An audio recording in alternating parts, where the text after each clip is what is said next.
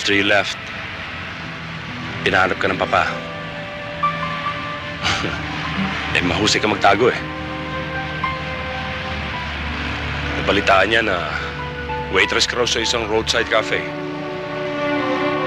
Wala namang masama dun eh. Pero napaiyak nun si papa. At doon siya inatake sa puso. Well, yung una. Saan nakaburo lang, Papa? Sa bahay. Bakit hindi sa asyenda? Nandun lahat ng kaibigan niya at kakilala. Wala na sa atin ang asyenda, Ira. Marami nangyari nung nawala ka. Yung dating kanang kamay ni Papa, si Mang Viner, tsaka yung anak niyang si Edwin. Sila na ngayon ang may-ari ng Asyenda Noche.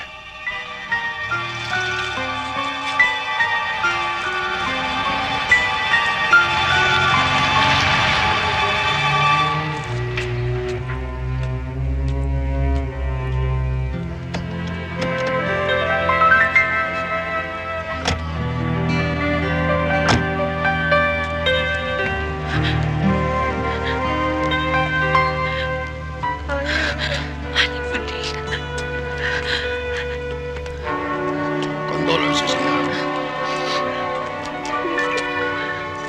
Nakikiramay ako, Ira. Thank you. Nakauwi ka, Ira. Ira. Nakikiramay ako. Salamat. Salamat po. Salamat.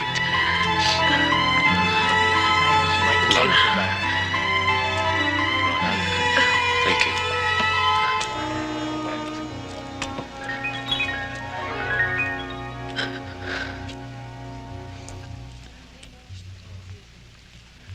Hindi ako naniniwalang nalubog sa utang si Papa sa mag-amang yan. At lalong hindi ako naniniwalang ginawa silang kasosyo ng Papa. Hinokus-pokus lang nila yan para makuha nilang asyenda sa atin eh. Noon pa, malakas na ako kutob ko sa kanila.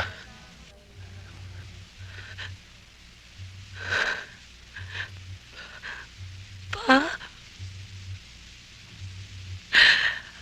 I'm so sorry. I'm really so sorry, Papa. Papa, please forgive me.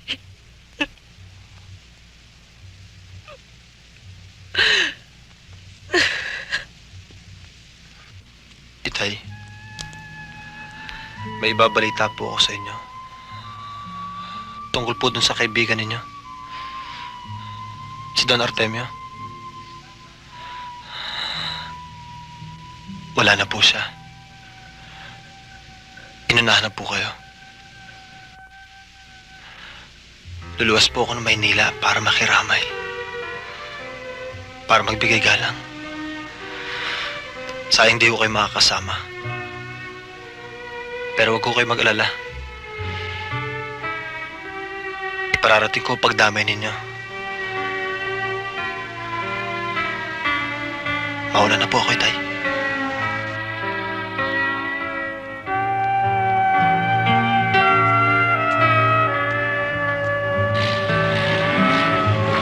Marami pa tayong gagawin. Senyorita! Edwin!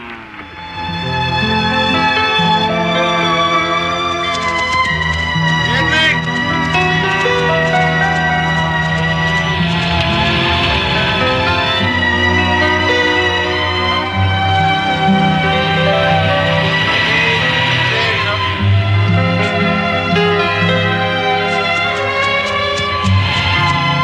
Hi there! Hi! Karera tayo!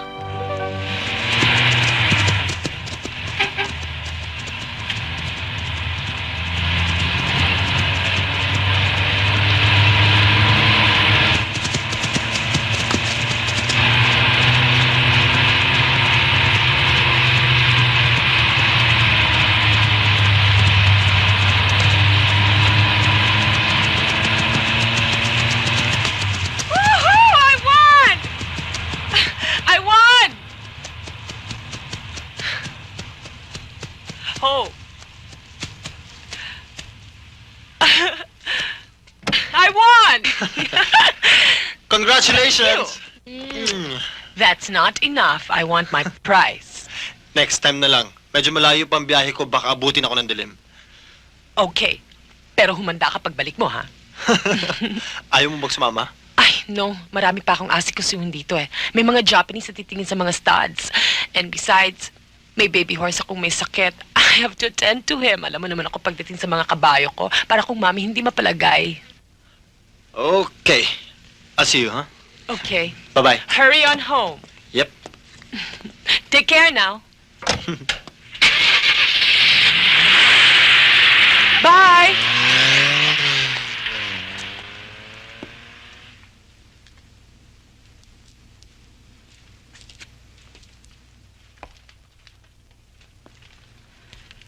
Paano napunta sa mag-amang Torres ang asyenda namin sa Batangas?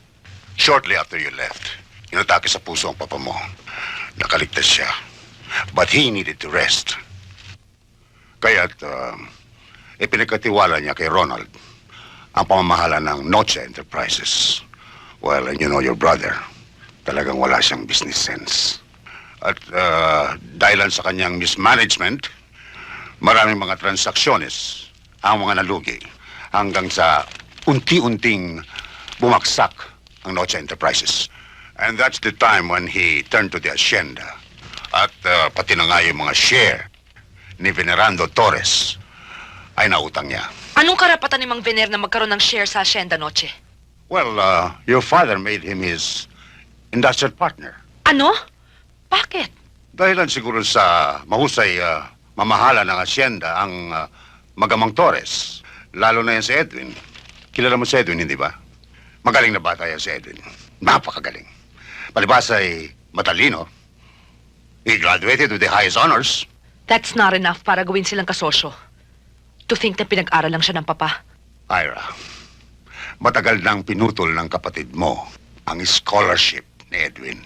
At ang lahat ng kanyang tinatamasa ngayon ay bunga ng kanyang sariling pagsisikap.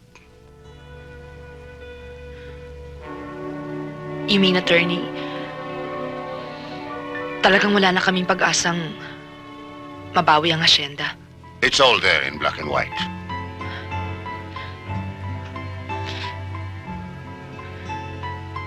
Pumabagsak na pala ang mundo ni Papay. Wala akong kalam-alam. Sorry.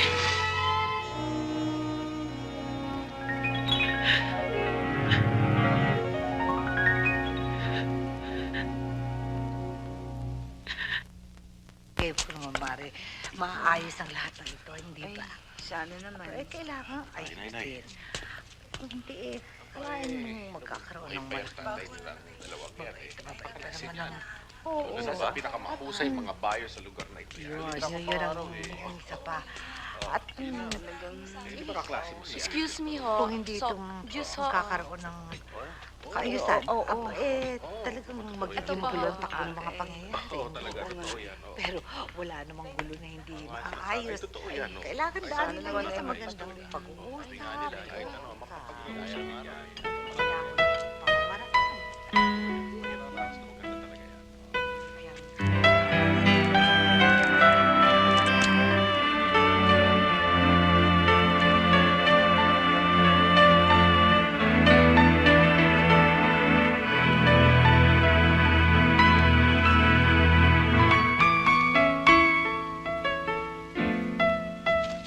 Ira!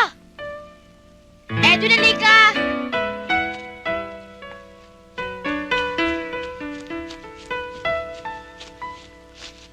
Para sa'yo. Ang ganda, salamat ha. Kinuha ko yan sa bakuran namin para sa'yo.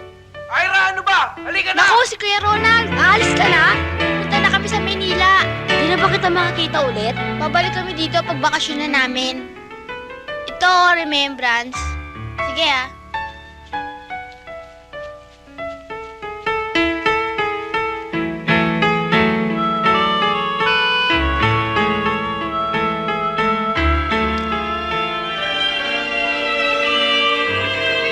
Para maipakita natin sa Securities and Exchange Commission with any bankruptcy proceedings, they need to speak.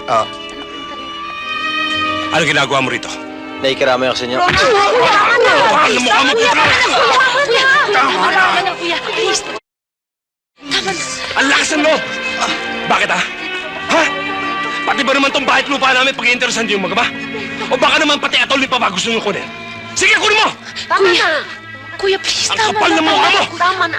Kuya, please. Ronald!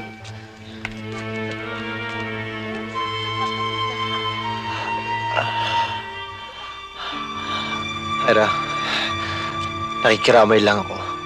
Nakikiramay? Hindi ba dapat ay nandiriwang ka? Kayo? Dahil nasa inyo na ang asyenda namin, kinamkam nyo na. Ira, Pinulag niyong papa. Niloko niyo siya para makuha niyong lahat ng gusto niyo. Ang kapal talaga ng mukha mo. hindi totoo mga sinasabi mo. Sabihin mo sa ama mo, magtutuos pa kami. Gagawin kong lahat para mabawi ang asyenda naming ninakaw niyo.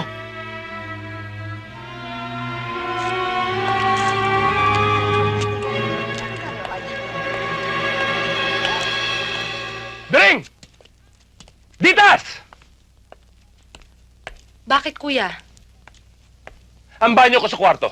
Hanggang ngayon hindi pa nalilinis. Ang pangi-pangi. Nasaan ba ang mga katulong? Nasaan? Pinaalis ko na. Wala na tayong sisweldo sa kanila eh. Si Aling Luding na lang ang naiwan. Mamaya, linisin mo ang banyo ko, ha? Opo. Huwag mo naman masyadong pahirapan si Aling Luding. Siya na nga lang nagpaiwan dahil naaawa sa atin eh. Baka mamaya pati yan umalis. Sige ka, ikaw rin mahihirapan. At least ako, sanay ako mabuhay kahit walang katulong. Ano to? Ito lang ba almusal natin? Kuya naman, marami nang nabago sa buhay natin. Kailangan na nating mag-adjust. Buhay to. Wala tayong magagawa. Mahirap na tayo ngayon. Pati nga itong bahay malapit ng maembargo eh. Kung bakit ba naman kasi pati itong bahay sinanla mo? Pambili ng gamot ni Papa. Pambayad sa ospital. Sa doktor. Mula nang nalugi ang negosyo natin, wala na akong income. Ikaw, nasaan ka?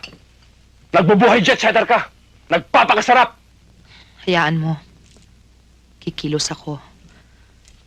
Lalapit ako sa mga kakilala natin kamag-anak. Wala na tayong kamag-anak, Ira. Mula nung naghirap tayo, wala na tayong kamag-anak. Pati kaibigan, wala na. Di bale, maghahanap ako ng trabaho.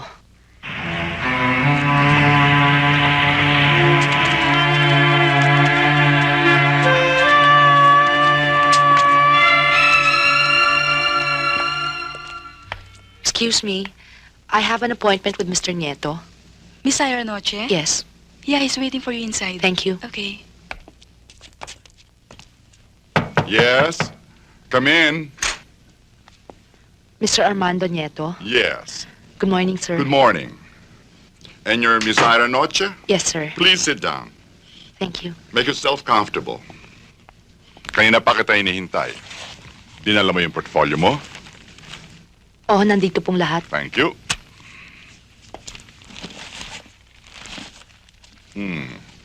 There's Sir? more.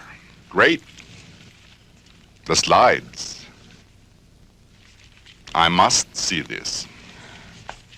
Saan ka kumuha ng photography? Actually, sir, wala ho akong formal studies. Although I attended some workshops in photography when I was in Europe. Mostly in Paris and a summer workshop in Rome. Aside from photography, what else would you like to do in an advertising company like Bede? I would like to try a layout, sir. Very good. Well, congratulations. Welcome to Bede. Thank you, sir. Glad to have you. Thank you. Binigyan siya ng extension ng bangko, Edwin, pero masyado na malaki ang accumulated interest. Ngayon, kung masyado maliit ang kinikita ni Ira at palaki ng palaki ang interest ng pagkakautang nila at steady ang pagtaas nito, malamang maembargo ang bahay at lupa nila. Ngayon, kung ibibenta naman nila ang ancestral house nila, wala rin mangyayari dahil kinuha na ng bangko ang interest at utang. At saka, boss, sino naman ang bibili ng bahay na nakalubog sa napakalaking pagkakautang? Kawawa naman sila, Ira.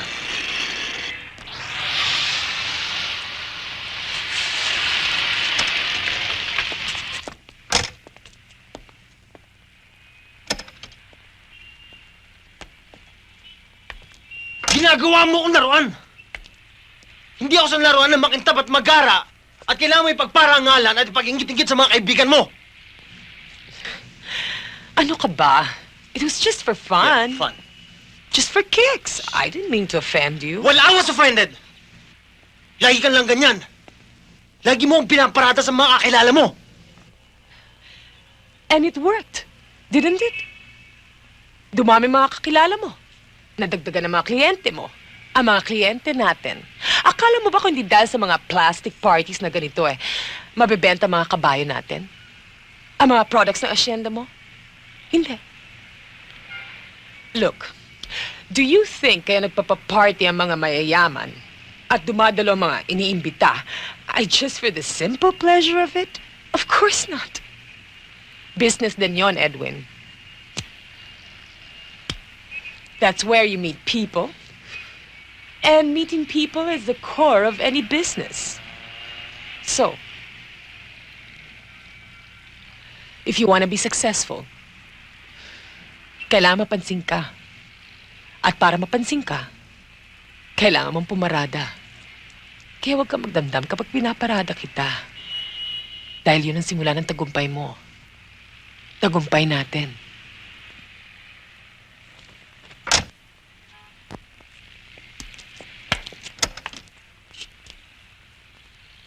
Ano bang problema mo? Pwede ba pagod lang ako?